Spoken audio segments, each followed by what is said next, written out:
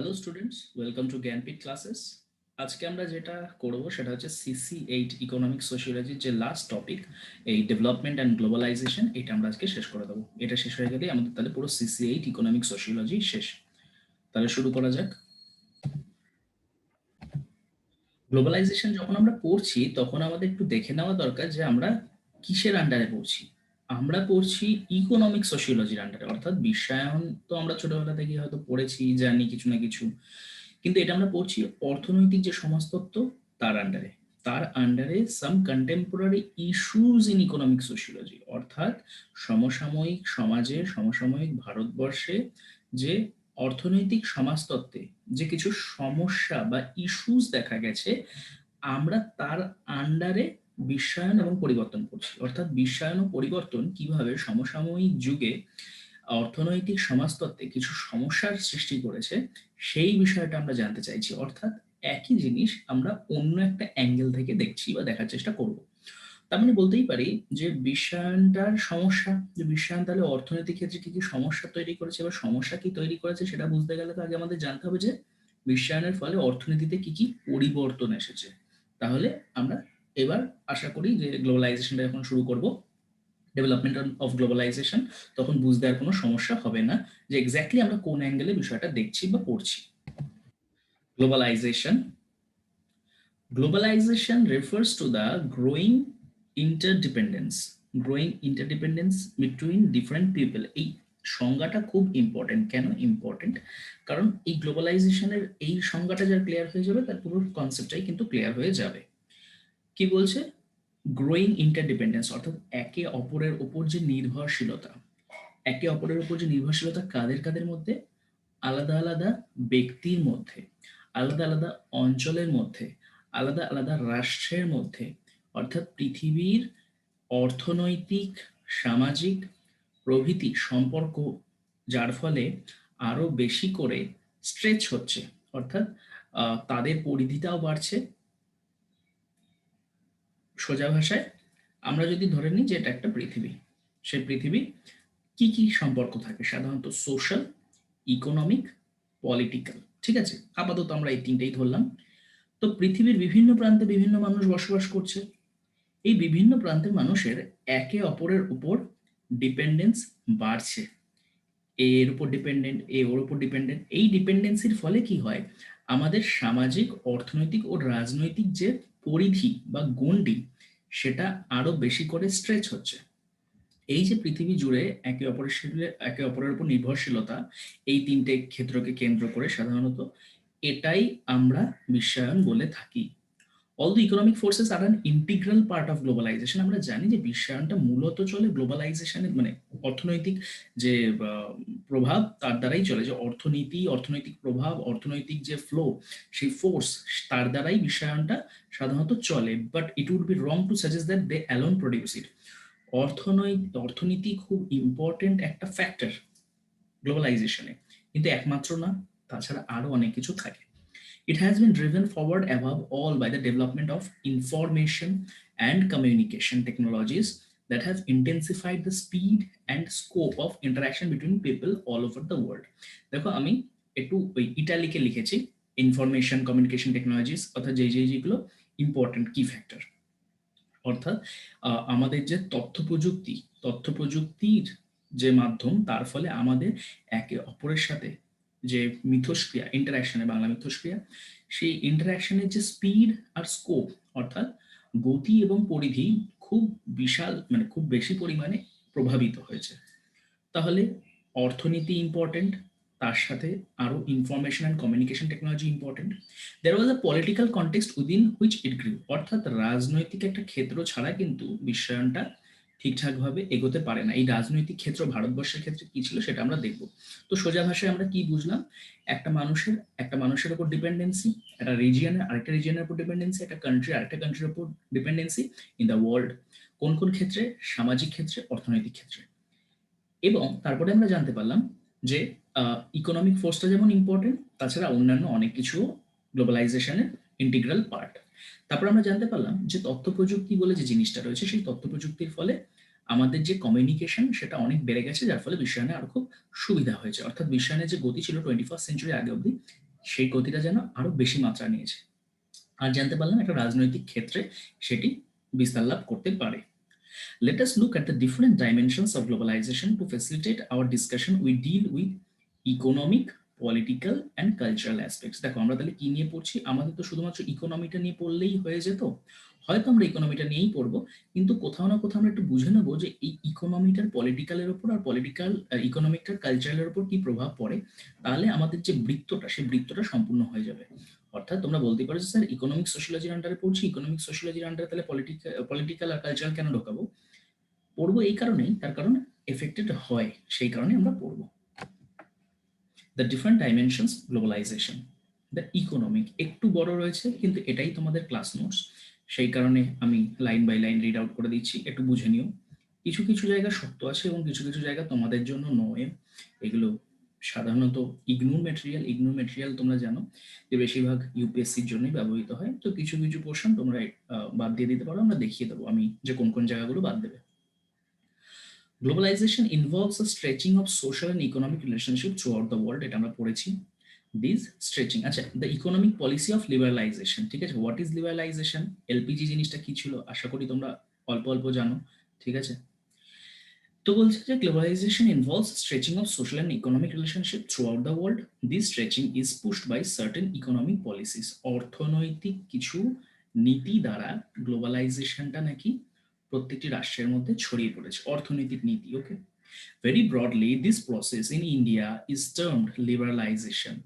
অর্থাৎ গ্লোবালাইজেশন ছড়িয়ে পড়া যে অর্থনৈতিক মাধ্যম, সেটা যেই রাষ্ট্রে যেই নামেই ছড়াক না কেন, ভারতবর্ষে সাধারণত এটা লিবারালাইজেশন বা উদারনীতিকরণ এই নাম নিয়ে বিশ্বায়নের রূপটা ছড়িয়েছে, বিশ্বায়নের অর্থনৈতিক রূপটা ছড়িয়েছে।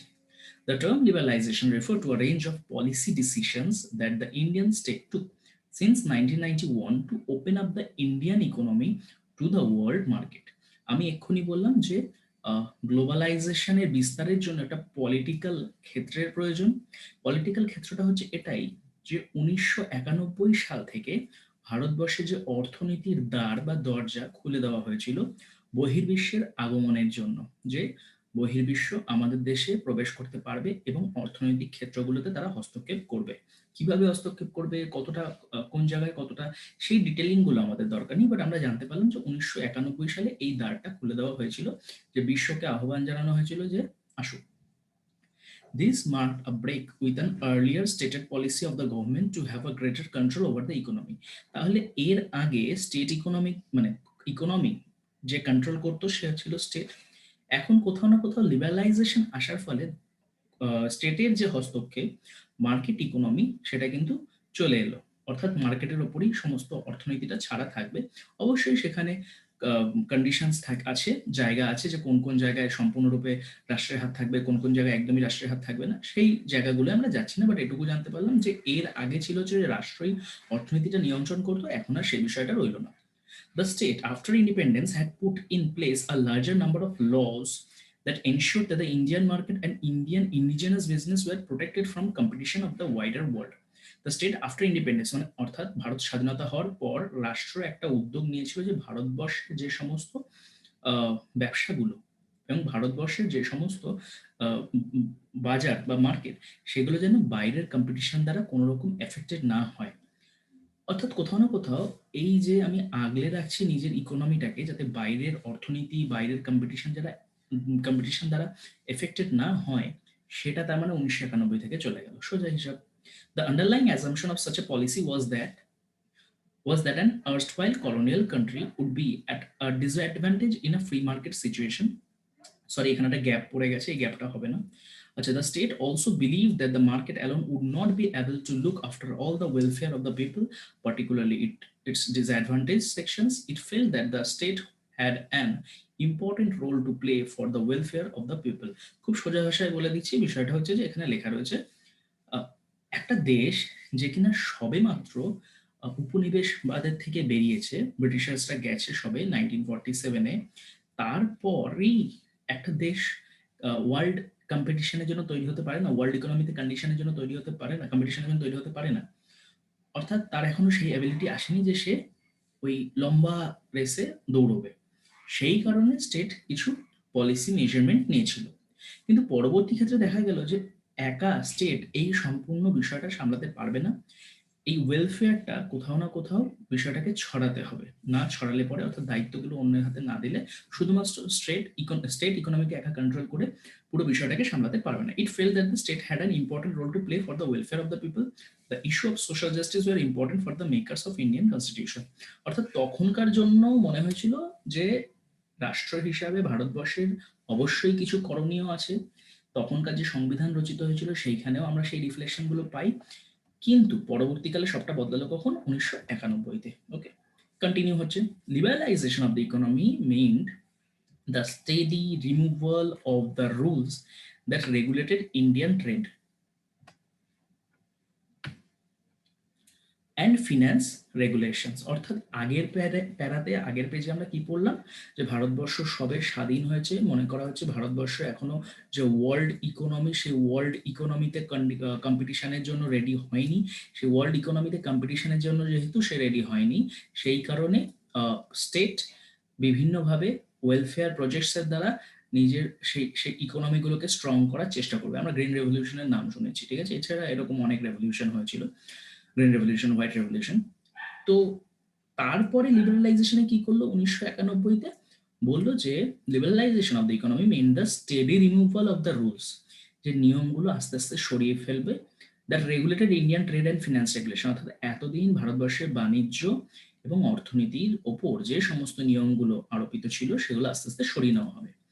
These measures are also described as economic reforms. অর্থনৈতিক যে পরিবর্তন, রিফর্মস আসল বাংলা রিফর্ম মানে রিফর্মস আসল বাংলা পরিবর্তন নয়, ঠিক আছে? একটু রিফর্মসের বাংলাটা দেখে নিও। অর্থাৎ অর্থনৈতিক যে এই পুনর্বিকাশ বা কাঠামোটা পুনর্নির্মাণ, সেইটার উপর জোর দেওয়া হলো। পুনর্নির্মাণ হতে পারে, অর্থনৈতিক পুনর্নির্মাণ। What are these reforms? Since July 1991, the Indian economy has witnessed a series of reforms in all major sectors of the economy. কোথায় কোথায়? অর্থনৈতিক যতগুলো মেজর সেক্টর ছিল, like agriculture, industry, trade, foreign investment.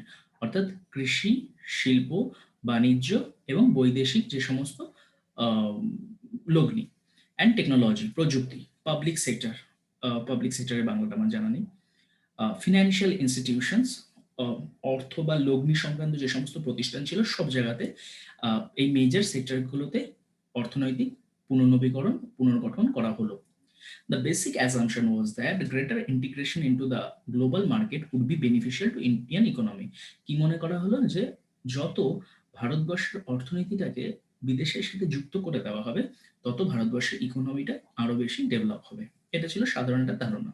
The process of liberalization also involved the making of loans from international institutions such as the International Monetary Fund, যে IMF থেকে এখন বড় সংখ্যায় লোন নিতে পারবে। These loans are given on certain conditions. The government makes commitments to pursue certain kind of economic measures that involves a policy of structural adjustments. These adjustments usually mean cuts in state expenditure on the social sectors such as health, education, and social security. There is also a greater say by international institutions such as the World Trade Organization. আসলে বিষয়টা আরেকটু বলে রাখি, এই লিবারালাইজেশনে ভারত নেয়নি, নিতে বাধ্য হয়েছিল। তার কারণ ভারতবর্ষ এর আগে এতগুলো অর্থনৈতিক প্রকল্প এনেছিল, সেখানে না তারা দেনার দায়ে ডুবে গেছিল প্রায় অনেকটা। তো সেই দেনা থেকে বেরোবার জন্য কোথাও না কোথাও ভারতকে কিছু রিফর্ম, ইকোনমিতে কিছু রিফর্ম নিতে হতো। তাই কারণে কোথাও না কোথাও বাধ্য হয়ে লিবারালাইজেশনটা কিন্তু নিয়েছিল। অবশ্যই তারা লাভ দেখেছিল, মুনাফা দেখেছিল যে হ্যাঁ মুনাফা আসবে, কিন্তু কোথাও না কোথাও লিবারালাইজেশনটা যে স্বইচ্ছায় সম্পূর্ণ নিয়েছে সেটা আমরা বলতে পারি না। এই লাইনগুলো এখানে নেই, তবু বলে রাখলাম। অর্থাৎ ভারতবর্ষে যেমন দ্বার খুলে গেল, সেটা IMF এর ক্ষেত্রে বলতে পারি বা ওয়ার্ল্ড ট্রেড অর্গানাইজেশনের ক্ষেত্রে বলতে পারি, যে লোন নেওয়া, বাণিজ্য করা। বাট তার আগেও কিন্তু তার অনেক লোন ছিল, সে কিন্তু দেনার দায় ডুবে গেছিল। সেই কারণে লিবারালাইজেশনটা তারা নিতে বাধ্য হয়েছিল, এলপিজিটা তারা নিতে বাধ্য হয়েছিল। এটা আমাদের গেল কোন পয়েন্ট? এটা আমাদের গেল the economic policy of liberalisation, অর্থাৎ ইকোনমির যে একটা ডাইমেনশন ছিল সেই ডাইমেনশনটা গেল। নেক্সট আমরা কোন ডাইমেনশন পড়ছি economy? The transnational corporations. Transnational corporations, এখানে আমরা কি পড়বো? দ্য ট্রান্সন্যাশনাল কর্পোরেশনস, এটা পড়তে হয়তো খুব মজা পাবে। Among the many economic factors driving globalization, the role of transnational corporations are very important. It's particularly important. কেন ট্রান্সন্যাশনাল কর্পোরেশনটা ইম্পর্টেন্ট? টিএনসি মানে ট্রান্সন্যাশনাল কর্পোরেশন, মানে কোনো একটি দেশে নয়, যেটি একাধিক রাষ্ট্র জুড়ে যার ব্যবসা বা বাণিজ্য, এটাকে আমরা বলি ট্রান্সন্যাশনাল, অর্থাৎ একটা নেশনকে ছাড়িয়ে গেছে। ট্রান্স মানে ছাড়িয়ে যাওয়া, সেই যে ট্রান্স মানে ছড়িয়ে গেছে একটা নেশনকে, that is transnational corporations. TNCs are companies that produce goods or market service in more than one country, লেখাই রয়েছে। অর্থাৎ এরা পণ্য তৈরি করে, বাজারও তৈরি করে। These may relatively small firms with one or two factories outside country in which they are based, অর্থাৎ একটা বা দুটো ফার্ম থাকে, তার উপর ভিত্তি করে তারা তাদের বাণিজ্যটা চালায়। They could also be gigantic international ones whose operations crisscross the globe, অর্থাৎ একটা দুটো ফার্ম তার উপর ভিত্তি করে অন্যান্য দেশে বাণিজ্য ছড়িয়েছে, বা দেখা গেল প্রত্যেকটা দেশেই তাদের একটা করে ফার্ম রয়েছে, হতেই পারে। Some of the biggest TNCs are companies known all around the world. কিছু টিএনসি কোম্পানি কি, Coca Cola, General Motors, Colgate Palmolive, Kodak, Mitsubishi and many others. অর্থাৎ তোমরা এই নামগুলো অবশ্যই শুনেছো, আর কিছু শুনে থাকো কি না থাকো, কোলগেট কোকাকোলা তো শুনেছো, এগুলো কিন্তু transnational corporations. They are oriented to the global markets and global profits, even if they have a clear national base. Some Indian corporations are also becoming transnational. We are, however, not sure at this point of time that this trend may mean to the people of India as a whole. অর্থাৎ অন্যান্য দেশের যার কিনা base ইন্ডিয়াতে না, তার যেমন ইন্ডিয়াতে বিভিন্ন সেক্টর রয়েছে, বিজনেস সেক্টর, সেখানে ইন্ডিয়ারও অন্যান্য দেশে এই ফার্মগুলো রয়েছে। তো এই ট্রান্সন্যাশনাল কর্পোরেশনেরও কিন্তু গুরুত্ব অনেকটা অর্থনৈতিক দিক থেকে বিষয়টা ছড়ানোর জন্য। এরপর the electronic economy. The electronic economy is another factor that underpins economic globalization. আমরা অন্তত ইলেকট্রনিক মানে কি সেটা আমাদের জানা আছে। The electronic economy is another factor that underpins economic globalization. ঠিক আছে? Banks, corporations, fund managers, and individual investors are able to shift funds internationally with the click of a mouse. তোমরা সুইস ব্যাংক অ্যাকাউন্টের নাম শুনেছো, যে সুইজারল্যান্ডে খোলা থেকে, কি কালকেই একটা হয়তো পেপারে অ্যাড, মানে পেপারে অ্যাড বেরোয়নি, পেপারে একটা খবর বেরিয়েছিল, যেখানে কিনা লেখা রয়েছে যে সুইজারল্যান্ডের অ্যাকাউন্টে ভারতীয়রা টাকা রাখছে এবং সেই টাকার অ্যামাউন্টটা দিনে দিনে বাড়ছে। এবং আমরা জানি যে বিভিন্ন নেতা নেত্রীরা তাদের যে কালো টাকা সেগুলো সুইস ব্যাংকে রাখে। এইগুলো কিন্তু সব এসেছে বিশ্বায়নের বদান্যতায়। অর্থাৎ তুমি থাকো ইন্ডিয়ায়, এদিকে তুমি তোমার টাকা অন্য দেশে একটা অন্য ব্যাংকে রাখছো। এই যে নানা রকম সুযোগ সুবিধাগুলো, এগুলো কিন্তু এই ইলেকট্রনিক ইকোনমির মাধ্যমেই এসে, যেটাকে আমরা ই কমার্স বলে থাকি সাধারণত। These new ability to move electronic money, e-money, in instantaneously carries it with great risk. However, যদিও রিস্ক থাকে, আমরা নানা রকম এরকম বই দেখেছি। ফিদা বলে একটা বই বেরিয়েছিল, মনে আছে, ফরদিন খান, কারিনা কাপুরের, যেখানে কিনা পুরো গল্পটাই তৈরি হয়েছিল এই ই মানি ট্রানজাকশনের উপর ভিত্তি করে। যে একজন বড় ক্রিমিনাল ছিল, তার টাকা সরাতে গিয়ে মানে তার টাকা তছরূপ করা হয়েছিল। এই বিষয়টা তোমরা দেখেছো হয়তো। তার মানে কি, যে রিস্ক থাকছে, বাট তবু আমরা সেটা করছি, এবং এটা বিশ্বায়নটা কিন্তু এর ফলে ছড়ায়। In India often this is discuss with reference to risking stock markets and also sudden dips because of foreign investors buying stocks, making a profit and then selling them off. অর্থাৎ কোনো ফরেন ইনভেস্টার্স ভারতবর্ষের stock কিনছে, সেটাকে নিজের ইচ্ছা মতো বিক্রি করে দিচ্ছে, ছেড়ে দিয়ে চলে যাচ্ছে, যার ফলে ভারতের ইকোনমি বা ভারতের যে স্টক মার্কেট নিচে নেমে যেতে পারে। এই সমস্ত নানা রকম ইস্যুও কিন্তু থেকে থাকে। Such transactions can happen only because of the communication revolution. এই কমিউনিকেশন রেভলিউশন হয়েছে বলেই এই সমস্ত ইলেকট্রনিক মানির ট্রান্সফার বা হচ্ছে এই ধরনের শেয়ার প্রফিট কেনা বেচা, ফরেন দেশ কিনছে, ফরেন ইনভেস্টররা কিনছে, এগুলো কিন্তু হতে পারে ইলেকট্রনিক ইকোনমির জন্য। Last, the weightless economy or knowledge economy. এটা কিন্তু একটা অন্য অ্যাঙ্গেল, ঠিক আছে, যে ইকোনমি বাট নলেজ ইকোনমি কি জিনিস। In contrast two previous eras, the global economy is no longer primarily agricultural or industrial in its basis. অর্থাৎ এখনের যে অর্থনীতিটা, সেটা কিন্তু শুধু কৃষি এবং শিল্প ভিত্তি করে নেই। দ্য ওয়েটলেস ইকোনমি, অর্থাৎ এমন একটা ইকোনমি যার কিনা কোনো ওজন নেই, is one in which products have their base in information, as in the case with computer software, media, entertainment products and internet based services. অর্থাৎ এই জিনিসগুলো কি, যেখানে শুধুমাত্র টাকা পয়সা না, তথ্য, কম্পিউটারের বিভিন্ন সফটওয়্যার, গণমাধ্যম, বিভিন্ন এন্টারটেনমেন্টের জিনিসপত্র, ইন্টারনেট বেস সার্ভিসেস। তোমরা ইন্টারনেট বেস সার্ভিসেস বলতে বিপিওর নাম অবশ্যই শুনেছো, বিজনেস প্রসেস আউটসোর্সিং। কি, ভারতে বসে বসে আমেরিকার ক্লায়েন্টকে সামলানো হচ্ছে। কেন না, আমেরিকায় এত পরিমাণে মানুষজন নেই যারা কিনা এই ক্লায়েন্টদেরকে সামলাবে, যে তাদের যে সমস্ত প্রবলেমগুলো হচ্ছে ট্রাবল শুট করবে, এই রিমোট ওয়েতে সেইগুলোকে প্রবলেমগুলোকে মেটাবে, এমন নেই এই বিপিও সেক্টর। তো এইগুলো কিন্তু এই ওয়েটলেস ইকোনমি বা নলেজ ইকোনমির মধ্যে পড়ে যাচ্ছে, অর্থাৎ সার্ভিস দিচ্ছে। কেমন সার্ভিস? Internet based service. আর knowledge economy is one in which much of the workforce is involved not in the physical production or distribution of material goods, যে শুধুমাত্র জিনিসপত্র তৈরি করছি তা নয়, যারা জিনিস তৈরি করছি অন্য দেশে পাঠিয়ে দিচ্ছি, not that is only economic globalization. আমরা যে এই সার্ভিসেস গুলো দিচ্ছি, but in their design development, যে সেটা ডিজাইন কি হবে, কিভাবে তৈরি হচ্ছে, তার যে প্রযুক্তি, তার যে মার্কেটিং, সেল, সার্ভিস, সবটা, অর্থাৎ যেটা দেখা যাচ্ছে না, ছোঁয়া যাচ্ছে না, ওই জিনিসগুলো এইটাকে বলছে ওয়েটলেস ইকোনমি ও নলেজ ইকোনমি। যে দেখতে কিরকম হবে, এই জিনিসটা কিরকম হবে, সব পুরো আইডিয়া, এমনকি সেলস, মার্কেটিং, সব। It can range from the neighborhood catering service to large organization involved in providing a host of services for both professional needs like conferences to family events like weddings. অর্থাৎ একটা বিয়ে সামলানো হচ্ছে, আমরা হচ্ছে band Baaja Baaraat দেখেছি, একটা বিয়ে সামলানো হচ্ছে থেকে শুরু করে, মানে এক দেশের লোক আরেক দেশে বিয়ে সামলাচ্ছে থেকে শুরু করে ক্যাটারিং, প্রতিবেশী তুমি ক্যাটারিং সামলাচ্ছ, সবকিছুই কিন্তু এর আন্ডারে পড়ে যাচ্ছে। ওই মানে তুমি ডিজাইন করছো, তুমি তো ডিজাইন করছো যে তুমি মালগুলো হয়তো তোমার দেশ থেকেই নেওয়া হচ্ছে, বাট অন্য দেশ ডিজাইন করে দিচ্ছে যে এইভাবে জিনিসগুলো হবে। এই যে ডিজাইনটা, এটা তো intellectual, that is knowledge economy. We have lost of new we have a host of new occupation that was unheard of a few decades ago. For instance, event managers. এই ইভেন্ট ম্যানেজার্সটা তো আমরা ইভেন্ট বাজে বাড়াতে দেখেছি, যে event manager মানে কি, ও বিভিন্ন অন্যের বিয়ে সামলাচ্ছে, ঠিক আছে। তো এইগুলো কিন্তু এই গ্লোবালাইজেশনের ফলেই হয়েছে, তার আগে কিন্তু এইগুলো সম্ভব হতো না। ওকে, তো এটা গেল হচ্ছে আমাদের dimension, last dimension, globalization of finance. It should also be noted that for the first time, mainly due to the information technology revolution, there has been a globalization of finance. যে আইটির জন্যই কিন্তু গ্লোবালাইজেশন অফ ফিন্যান্স হয়েছে, অর্থাৎ অর্থনীতি। Information technology খুবই important, বললাম সেটা তোমাদের already.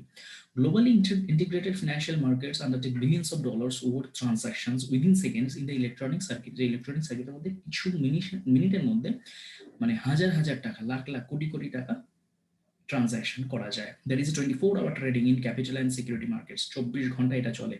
Cities such as New York, Tokyo and London are the key centers for financial trading। যে নিউ ইয়র্ক, টোকিও, লন্ডন, আর ভারতবর্ষের ক্ষেত্রে মুম্বাই, যে ফিনান্সিয়াল ক্যাপিটাল, যে এইখানে স্টক মার্কেটের দিকে সবার নজর থাকে। এইগুলো কিন্তু এই গ্লোবালাইজেশন অফ ফিনান্সে আমরা কেন দেখি যে বিদেশ বা আমেরিকার ওখানে স্টক মার্কেটে কি হচ্ছে আমরা কেন তাকিয়ে থাকি, তার কারণ তাদের সাথে লিঙ্কড, গ্লোবালাইজেশনটা এমনভাবে লিঙ্ক। বা কোথায় তেলের দাম কমলো বলে ভারতবর্ষে স্টক মার্কেট পড়ে গেল বা উঠে গেল, কেন, কি করে হয়, এগুলো কিন্তু এই বিশ্বায়নের কারণে হয়, যে এখন ফিন্যান্স বা অর্থনীতিটা বিশ্বের সাথে যুক্ত হয়ে গেছে, সেই কারণে সব inter connected, inter related, interdependent. এত অব্দি ছিল আমাদের মূলত গ্লোবালাইজেশন অ্যান্ড ডেভেলপমেন্টের যে সমস্ত যা পড়তে হতো বা জানতে হতো। এরপর যে পয়েন্টগুলো আছে সেগুলো আমি খুব ডিটেলসে ঢুকবো না, শুধুমাত্র তোমাদের বলবো যে একবার রিড আউট করে নিও পজ করে করে। কি আছে, যে গ্লোবাল কমিউনিকেশনস, যে আমরা এখন যে কোনো জায়গায় যে কোনো মানুষের সাথে যখন তখন কমিউনিকেট করতে পারি, যেটা ছিল কিনা আজ থেকে কিছু বছর আগে অসম্ভব একটা বিষয়। সেটা তোমরা মোবাইলে হোক বা ইমেলে হোক, যে কোনো মাধ্যম। তো তোমরা যদি একটু রিড আউট করে নাও, খুবই সহজ সরল ভাষায় লেখা রয়েছে, তো এগুলোও কিন্তু গ্লোবালাইজেশন এন্ড ডেভেলপমেন্টের ফলেই হয়েছে। Now how the communication is important for economic transformation. অবশ্যই কমিউনিকেশন না হলে পরে ইকোনমিক ট্রান্সফরমেশন গুলো হতো কি করে। Globalisation new international division of labour. আমরা জানি যে ভারতবর্ষে বা পুরো বিশ্বে কিছু এমন শ্রম বিভাজন ছিল যেগুলো কিনা গতানুগতিক বা ট্র্যাডিশনাল বা চিরাচরিত, কিন্তু পরবর্তী ক্ষেত্রে শুধুমাত্র বিশ্বায়ন হয়েছিল বলেই পুরো ভারতবর্ষ এবং পুরো বিশ্ব জুড়ে নতুন কিছু শ্রম বিভাজনের তৈরি হলো। অর্থাৎ যেই সমস্ত কাজগুলো আগে এক্সিস্টই করতো না, এখন সেই সমস্ত কাজের স্পেশালাইজেশন এবং সেই সমস্ত স্পেশালাইজেশন লোক খোঁজা হয় এবং সেই কাজগুলোর খুব ডিমান্ড এবং নতুন নতুন সেক্টর তৈরি হয়েছে। গ্লোবালাইজেশন এন্ড এমপ্লয়মেন্ট, মানে এখন শুধু বিএ বিএসসি বিকমই করবে সবাই, আর কেউ কিছু করবে না তা কিন্তু নয়। এখন একটু কম শিক্ষিত, মানে অনেকটা কম শিক্ষিত মানুষ, সে যদি একটা নির্দিষ্ট ভাষায় কথা বলতে পারে, সে বিপিও সেক্টরে ঢুকতে পারে, সে সেলসে যেতে পারে, সে যে কোনো ভাবে যে সমস্ত নতুন নতুন ডিভিশন অফ লেবার গুলো তৈরি হয়েছে, কর্মের যে সমস্ত ক্ষেত্র, সেই জায়গায় কিন্তু নিজে অন্তর্ভুক্ত হতে পারে। এটাই কিন্তু গ্লোবালাইজেশন এন্ড এমপ্লয়মেন্টের একটা নতুন দিক। অর্থাৎ দেখো, তার মানে অর্থনীতির মধ্যেই একটা নতুন কর্মের জায়গা খুলে গেল। তো কর্মের নতুন জায়গা ক্ষেত্র খুলছে, মানে কর্মের ক্ষেত্র খুলছে, মানে তো সেটা অর্থনীতির আন্ডারেই পড়ছে। কেন খুলছে? না, বিশ্বায়নের ফলে খুলছে। তো এইগুলো কিন্তু এক একটা ইম্পর্টেন্ট টপিক, মানে কনসেপ্ট তোমাদের এই বিশ্বায়ন, গ্লোবালাইজেশন ডেভেলপমেন্টের আন্ডারে। কালচার অফ কনজাম্পশন, এটা আমি বলবো যে তোমরা ধরে ধরে রিড আউট করো। কি লেখা রয়েছে এখানে? বলছে যে আমরা উপভোক্তা পরিণত হয়েছি। কেমন উপভোক্তা? যে আমরা সব খাই, যা দেওয়া হয় চোখের সামনে, যা দেখি আমরা সব খাই, বা আমাদের সব খাইয়ে দেওয়া হয়। আমাদেরকে যা বলা হয় যে এটা ভালো ওটা ভালো, আমরা সেই সেই জিনিসগুলোই খেয়ে নিই। বলা হয় যে এটা মাখলে ফর্সা হবো, আমরা মেখে নিই। একটা জুতোর সাথে চারটে জুতো, মানে চারটে জুতো একটা নির্দিষ্ট সেলে দিচ্ছে, আমরা চারটে জুতো কিনে নিই, কবে পরবো জানি না। 5টা গেঞ্জি কিনে নিই, যদিও আমাদের 5টা দরকার পড়ে না, একটা দুটো পরি, বাদ বাকি সব পড়ে থাকে, তারপর ছোট হয়ে যায়। এই যে আমরা উপভোক্তায় পরিণত হয়েছি, বা যে সমস্ত জিনিসটা দামি, আইফোন কিনছি, ঠিক আছে, ফোনে কথা বলার দরকার, বা যে সমস্ত ফিচারগুলো আমি হয়তো অনেক কম দামি ফোনেও পেয়ে যেতে পারি, কিন্তু শুধুমাত্র আমরা স্ট্যাটাস দেখানোর জন্য আইফোন কিনছি, বা হচ্ছে এক জায়গা থেকে আরেক জায়গা যাওয়াটাই আমাদের লক্ষ্য। আমরা কি করছি? আমরা হচ্ছে দামি বাইক কিনছি, ঠিক আছে, হার্লে ডেভিডসন বা ইটিসি। তো এইটা হচ্ছে উপভোক্তায় পরিণত হয়েছে। এই যে উপভোক্তার যে সংস্কৃতি, এই উপভোক্তা হওয়ার সংস্কৃতিটা কিন্তু অবশ্যই গ্লোবালাইজেশনের আন্ডারে পড়ছে। কারণ গ্লোবালাইজেশন যখন ছিল না, তখন তুমি কেএফসির নামও জানতে না, তখন আমরা সিসিডির নামও জানতাম না, তখন আমরা এমন কোনো কিছুর নামই জানতাম না যেগুলো কিনা এখানে এসে আমাদের সংস্কৃতিগুলোকে কেন্দ্র করে আমাদেরকেই উপভোক্তায় পরিণত করছে, এবং আমাদেরকে কোথাও না কোথাও মগজ ধোলাই করে আমাদের যে ইচ্ছাগুলোকে তারা প্রভাবিত করছে। এমনকি বলা হয় যে আমাদের এখান থেকে যে সুস্মিতা সেন বা ঐশ্বরিয়া রায়, তারা যে বিভিন্ন যে আর কি মিস ইউনিভার্স বা মিস ওয়ার্ল্ড এই খেতাবগুলো যে জিতেছিল, বলা হয় যে এর পেছনে কোথাও না কোথাও ভারতবর্ষের যে অর্থনৈতিক বাজার, সেটাকে ধরার একটা প্রয়াস ছিল। যে ফেয়ার অ্যান্ড লাভলি বিক্রি হবে কি করে যদি মানুষের মধ্যে ফর্সা হওয়ার ইচ্ছাই না থাকে? ফর্সা হওয়ার ইচ্ছা আসবে কখন? ফর্সা হওয়ার ইচ্ছা আসবে তো তখন যখন দেখবো যে না, ফর্সা হলে, রোগা হলে একটা খেতাব জয় করা যায়। সৌন্দর্যের মাপকাঠি হচ্ছে ফর্সা হওয়া এবং রোগা হওয়া। তখনই তো মানুষ রোগা হওয়ার চেষ্টা করবে, তখনই তো মানুষ হেলদি হওয়ার চেষ্টা করবে, তখনই তো মানুষ ফর্সা হওয়ার চেষ্টা করবে, তখনই তো মানুষ নিজের স্ট্যাটাস দেখাবে, ইটিসি ইটিসি। তো এটা একটা অন্য টপিক, অন্য কনসেপ্ট, যেটা কিনা সোশ্যালাইজেশন অ্যান্ড মিডিয়ার আন্ডারে পড়ছে, মিডিয়া সোশ্যালজির আন্ডারে পড়ছে। আমি গভীরে ঢুকছি না, বাট তোমাদের বলছি, তোমরা যদি এগুলো পড়ে নাও তাহলে বুঝতে পারবে যে শুধুমাত্র ফ্যাশন, মিউজিক, খাদ্য, এগুলোই না, সব কিছুতেই আমাদের কিন্তু গ্লোবালাইজেশন ঢুকে গেছে। আমরা উপভোক্তায় পরিণত হয়েছি, এবং আমরা এমন একটা উপভোক্তা যেটা কিনা বিশ্বের সাথে রিলেটেড, এবং আমাদের উপর ভিত্তি করে বাণিজ্য চলছে। কর্পোরেট কালচার তৈরি হচ্ছে, এমন একটা কর্পোরেট কালচার যেখানে কিনা সবাই ফর্মাল, যেখানে কিনা সবাই ইমপার্সোনাল, মানে ব্যক্তিগত কেউ নয়, সবাই অব্যক্তিগতভাবে কথা বলবে, মেশিনের মতো কথা বলছে। একটা নতুন কালচার, সেই কালচারটাও কিন্তু গ্লোবালাইজেশনই তৈরি করেছে, যেখানে কিনা তোমাকে কেউ জিজ্ঞাসা করবে না যে তুমি কেমন আছো, কিন্তু জিজ্ঞাসা করবে যে তোমার ফোনটা কেমন আছে, বা তোমার ফোনটা ঠিকঠাক সার্ভিস দিচ্ছে কিনা, বা তোমার এসিটা ঠিকঠাক সার্ভিস দিচ্ছে কিনা, ঠিক আছে। তো এই যে তোমার ফোনের সমস্যা হচ্ছে বা তোমার নেটওয়ার্কের সমস্যা হচ্ছে, তুমি কল সেন্টারে ফোন করছো, যাকে ফোন করছো তাকে তো জিজ্ঞাসা করছো না আপনি কেমন আছেন বা আপনি কোথা থাকেন, গল্প করো না। কেন কি? কল রেকর্ড হয়। অর্থাৎ এমন একটা সংস্কৃতি যেখানে আমরা ভারতীয়রা, আমাদের যে গ্রামীণ সভ্যতা ছিল, সেই যে আমাদের ব্যক্তিগত নৈকট্য, সেগুলো সম্পূর্ণ ভেঙে গেছে। এখন আমরা খুবই অব্যক্তিগত হয়ে গেছি, এবং একটা নতুন কালচার তৈরি হয়েছে, which is known as corporate culture. Threat to many indigenous craft and Literary traditions and knowledge system. একটা না, একাধিক যেমন ভালো দিক আছে বিশ্বায়নের, খারাপ দিকও কি? ভারতবর্ষের, অর্থাৎ যেগুলোকে আমরা ইন্ডিজিনিয়াস ক্রাফট বলে থাকি, সেগুলো কিন্তু বহির্বিশ্বে পাচার হয়, এবং কোথাও না কোথাও সেই কপিরাইট ইস্যুগুলো না থাকার ফলে আমাদের যে সমস্ত শিল্প, বাণিজ্য, হস্তশিল্প সব ধ্বংস হয়ে যায়।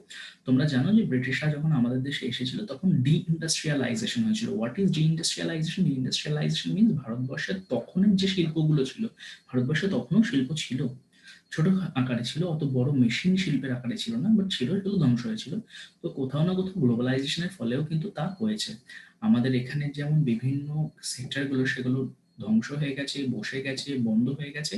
আবার নতুন কিছু সেক্টর খুলেছে যেগুলো কিনা বিশ্বায়নের সাথে, গ্লোবালাইজেশনের সাথে কানেক্টেড বলেই চলছে। গ্লোবালাইজেশনের সাথে কানেক্টেড না হলে চলবে না। তো এইটাই ছিল আমাদের সম্পূর্ণ ওই গ্লোবালাইজেশন অ্যান্ড ডেভেলপমেন্ট। আশা করি বুঝতে পারলে, কোনো সমস্যা হওয়ার কথা না। যদি কোনো সমস্যা হয় তাহলে আমাকে জানিও কমেন্ট সেকশনে বা ইনবক্সে। তো আজকের জন্য তাহলে এতটাই, ধন্যবাদ। আমাদের তাহলে পুরো CC8 শেষ।